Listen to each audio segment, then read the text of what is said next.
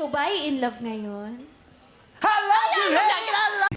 Paano may in love sa pagkanta kung ganyan? Oy, si Erwan nga na-inlove sa boses mo. Hello. Pag kumakanta ka, that was real music. Oo, totoo For yun. Erwan. Pero sa amin, syempre, noisy. Sino kakanta sa kasal mo? Gusto mo kumanta ako doon? Ay, hindi na, okay na. Bumpanes siguro na yun. Bumpanes. Bumpanes. Bumpanes.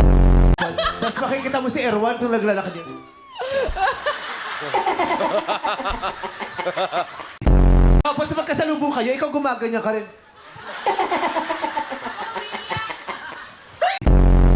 Your love. Ah. Your love is... Love it! Kung anong ginanda ng mukha mo sa pinangit ng boses mo talaga. Nagboluntaryo pa talaga siyang makauna din. Your love is like the sun. Parang Nora Honor na nasipon na hindi mo maintindihan.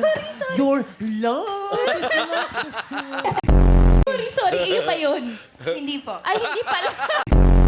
Wrapped in fancy paper. It's not the rain. Di ba siya yung pinapakanta natin? Hindi sila para alam niya. Gitera.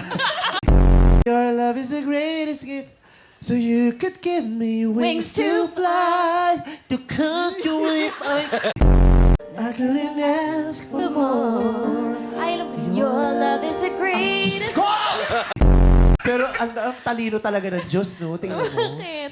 Hindi binigay sa yung boses, pero yung hindi na ibigay sa boses mo, binawi lahat sa mukha mo. Thank you, thank Ang you. ganda kasi ng mukha mo, di ba? Pero ang pangit ng boses.